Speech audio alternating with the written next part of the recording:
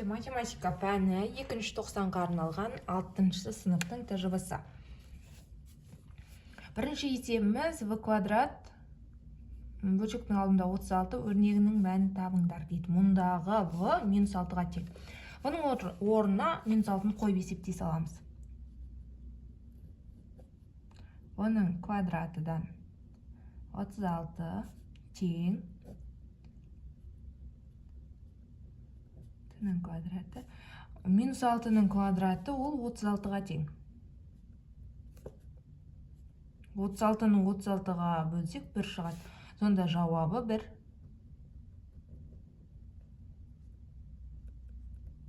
Бірге тең. Келесі екінші есеп. Жақшаны ашып есептеңдер дейді. Бірінші жақшаны ашып алайық.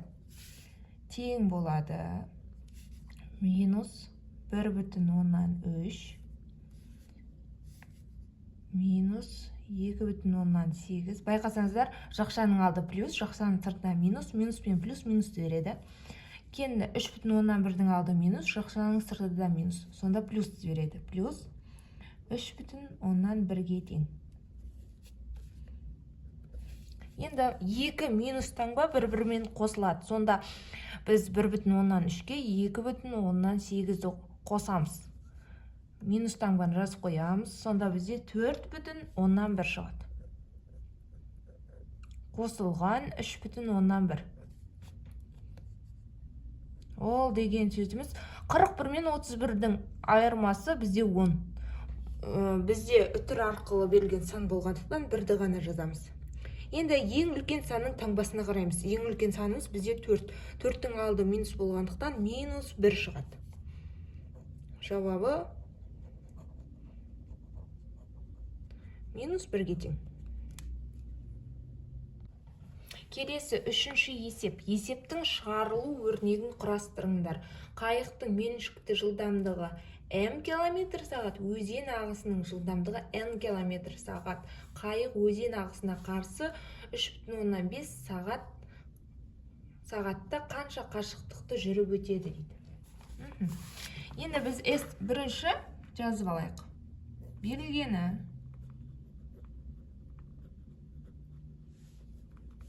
бізде жылдамдықты v әрпімен белгілейміз. Сонда бірінші v жазып аламыз меншікті деп. Ол деген сөзіміз бізде жазылған меншікті жылдамдығы м км сағат. Өзен ағысының жылдамдығы, яғни v өзен ағысы. Өзен ағысы дейік. Ол бізде n км сағат. Ал уақыт бізде t 3,5.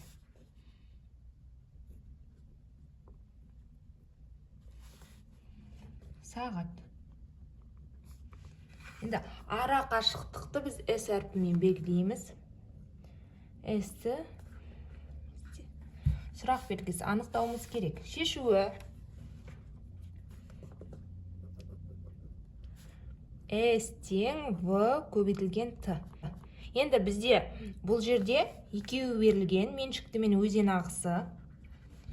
Меншікті жылдамдықтан өзен ағысының жылдамдығын азайтып тастап, уақытқа көбейткенге тең болады. V меншік азайтылған V өзен ағысы көбейтілген T. Енді меншікті жылдамдығымыз m бізде. Сонда m азайтылған n көбейтілген 3,5. Біздегі формуламыз осы болады.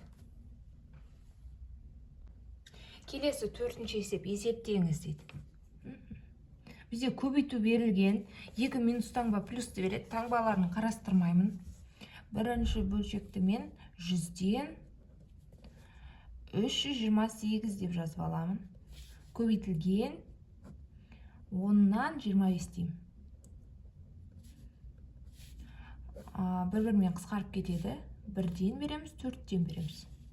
Сонда бізде 40-тан 328 болады.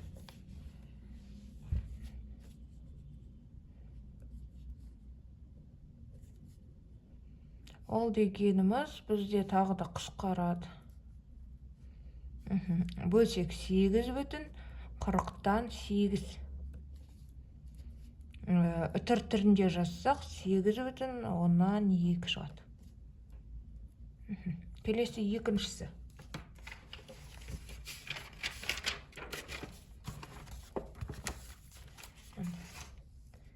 Екінші есебіміз бізде. Минустарды тастап кетемін, өйткені екеуі де плюсты береді. Енді біздегі аралас бөлшекті жай бөлшекке көбейтемін. 3-тен 16 бөлінген 9-дан, үш жердегі 9 27, 5-ті қоссақ 32. Енді көбейтуге айналдырамын. 3-тен 16 көбейтілген 9-дан 32. Қысқаратын сандарды бір-бірімен қысқартамын. 3 пен 9 қысқарады. 32 мен 16 қысқарады. Сонда бізде 2-ден 3. Ол деген сөзіміз 1,5-ке тең. Есеп өрнектің мәнін табыңдар дейді. Байқасаңыздар, теріс таңбалы сандар. Бізде 2 минус плюсты береді. Кейін плюс пен минусты береді. Минус пен минус плюсты береді. Енді плюс пен минусты береді. Сонда бізде минус таңбалы сан шығады деген сөз. Енді қысқаратын сандарды бір-бірімен қысқартып жіберейік. 4 пен 4 қысқарады, 5 пен 5 қысқарады, 6 мен 6, 7 мен 7-ні қысқартып тастаймыз. Сонда барлығында бізде 1 шығады. Бізде қалғаны алымында 1, бөлшектің бөлімінде 12 қалды. Сонда минус 12-ден 1 шығады жауабы. Келесі 6-шы есеп. Шектеусіз периодты ондық бөлшекті жай бөлшек түрінде жазыңдар дейді. Жазайық. Бұл деген сөзіміз бізде тең болады. 12 қосылған, жақшаны ашамыз 0,9. Периодымыз 3-ке тең болып тұр. Көбейтілген 10, кейін бөлінген 10 деп жазамыз. Неге 10 жаздық? Бізде жақшаның ішінде бір ғана сан болғандықтан 10 деп жазамыз. Ал егер 2 сан болса, онда 100 деп жазамыз.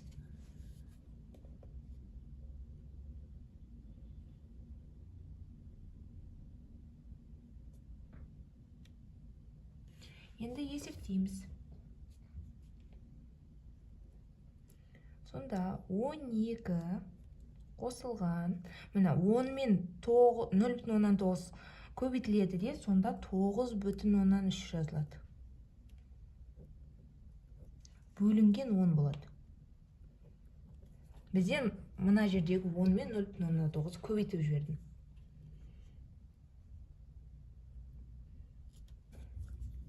12 қосылған 9,. Енді жақшаның ішіндегі 3-ті бөлшек түрінде келтірейік.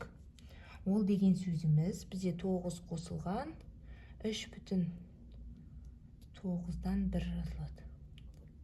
Бөлінген 10. Жақшаны аламыз. Тең. Сонда 12 қосылған. Мына жерде көбейтуіміз бар. 9,. Көбейткен кезде 9-дан 3 шығады. Ол деген сөзіміз 3-тен 1. Бөлінген 10.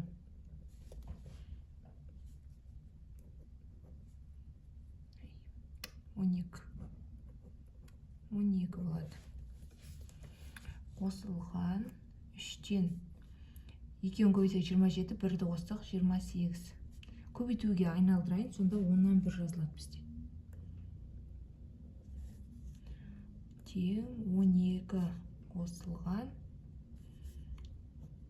30-дан 28. Екеуі қысқарады. Мына жерден 15, мына жерден 14 шығады. Сонда 12 қосылған 15-тен 14. Ол деген сөзіміз 12,15-тен 14. Сонда жауабы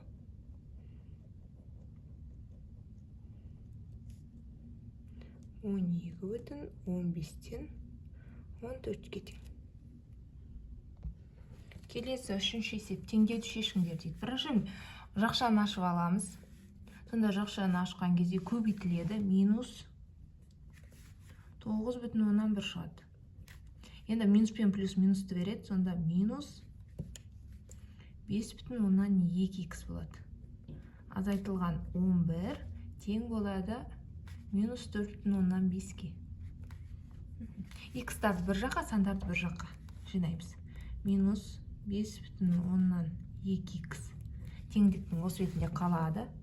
Сонда минус 4,5 қосылған 11 қосылған 9,1 минус 5,2х. Енді амалдарды орындаймыз. Сонда 20,1-ден 4,5-ті азайтып тастаймыз.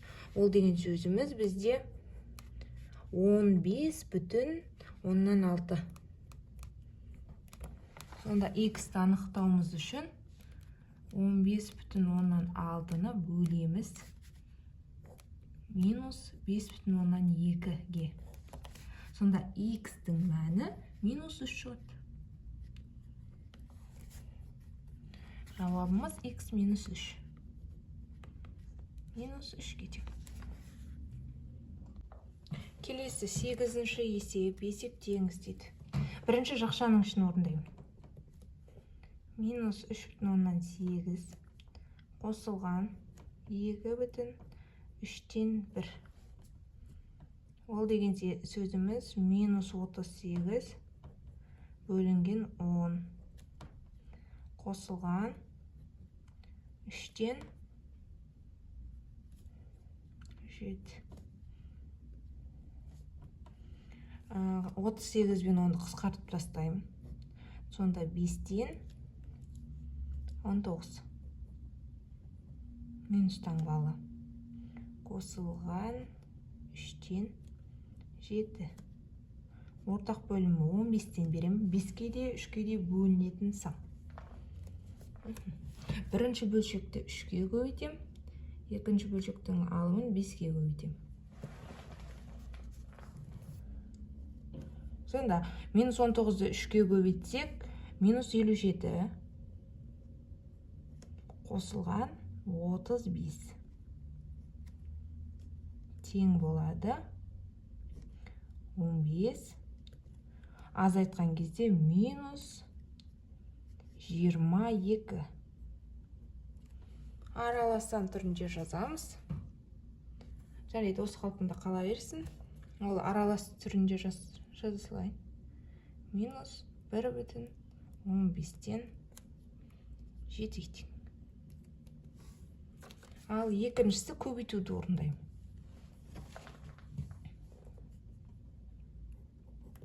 Мына түрін алайын мен.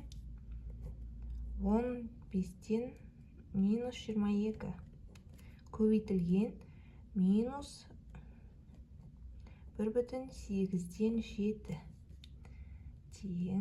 2 минус плюс береді. Мен тастап кетем теріс таңбаларда. Көбейтілген 8-ден 15. Сонда енді бір-бірімен қысқартып тастайым бұл жерде. 15 пен 15 қысқарады, 1-ді береді. Енді мына екеуін 2-ге қысқартсақ, 11-ден 4. Сонда 4-ден 11 шығады. Келесі үшінші жол бізде бөлуді орындаймыз бірінші. Үшіншісі. 4,6-дан 1 бөлінген минус 1,3-тен 2 тең. Сонда 6-дан 25 бөлінген минус 3-тен 5 көбейтуге айналдырамын. 6-дан 25 көбейтілген минус бізде орындары ауысып жазылады, сонда 5 пен 3 қысқартамын. 1-ден берем, 5-тен берем, 1-ден берем, 2-ден берем, сонда минус 2-ден 5 шықты. Енді келесі бізде қосу амалын орындаймын. 4-ші жол. 4-тен 11-ге қосамын минус 2-ден 5. Сонда бір-бірімен азайтылып кетеді деген сөз.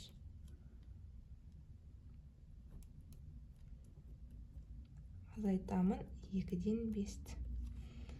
Ортақ бөлім 4-тен беремін. Бірінші бөлшекті 1-ге көбейтем, екінші бөлшекті 2-ге көбейтем. Сонда 11-ден 10-ды азайтам. 4-тен 1 шығады. Жауабымыз 4-тен 1. Немесе 0,125.